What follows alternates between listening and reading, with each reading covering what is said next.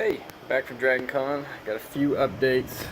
Been painting all morning. Wanted to show you guys what I've been working on.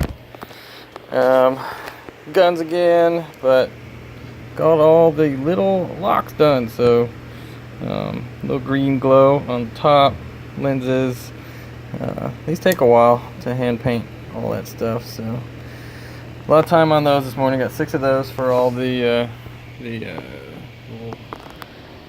those things, the anchors for the guns, and the storm bolters. So the storm bolters with little viewports on the top.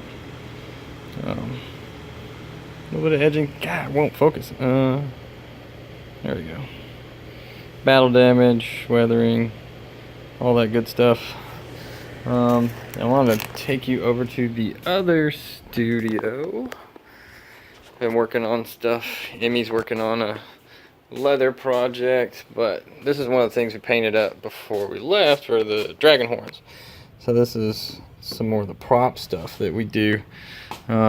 These were modeled by Emmy in SolidWorks and then printed on the Form 2. These aren't the masters, these are actually the resin copies, which were cast in smooth cast ultralight. It's one of those down there, down in that little cubby. But here's the mold for 1/2 of them.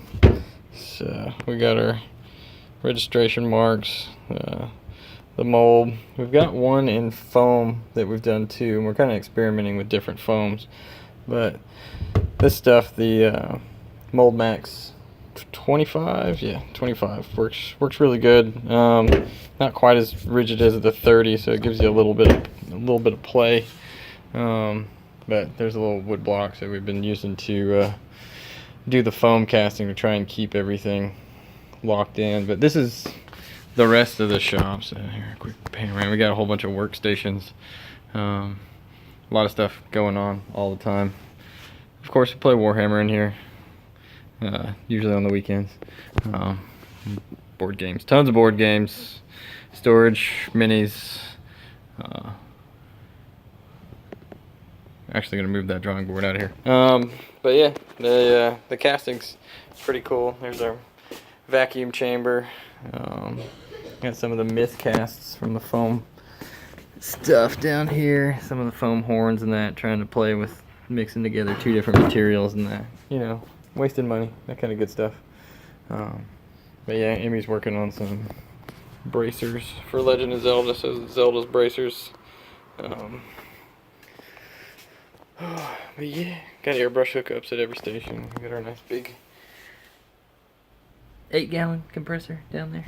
So yeah, Space Wolves project that we're working on for one of our guys. But that's our shop. Tools everywhere. I know it's a mess, but whose shop isn't? Well, unless they're not using it, then it won't be a mess. There's nothing to do. Well, here's the home update. So I've been working on the sci-fi blood speaker, white speaker, whatever you want to call her. So just detailing the boots out right now. The black straps and the red details, haven't really had any attention to them. The buckles either.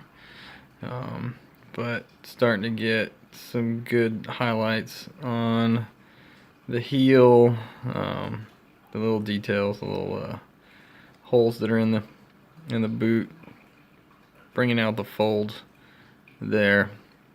I'm trying to decide whether or not I want to go deep purple with the red or go up really bright to almost yellow, or keep it in the pink range. That's always the hard part about highlighting red, is where you want it to go in the end. But happy with where her feet are going at the moment, and did a bunch more work on the booby monster, this wet nurse. More plates getting in. You can see the base layers that go in. It's kind of hard getting under those arms, but when I do organic models, I tend to want to glue them together so that the shading and the flesh tones and the pre-highlight that I put on everything is consistent across the model. But yeah, I'm hoping to have her carapace done this week and then start putting in the reds and having it blend together with the more fleshy bits. Oh, I also want to talk about the this little holder that I got. One of my clients was nice enough to give me this. He wasn't too keen on using it, but it works pretty good for bracing and getting into all the little cracks and details and stuff when you know you got a hard inner area to get to. You can kind of turn it sideways and brace your hand on top of it and get the brush in there steadily, pull a line, you know, in the little crevices on her sides of her boots, the little seam there.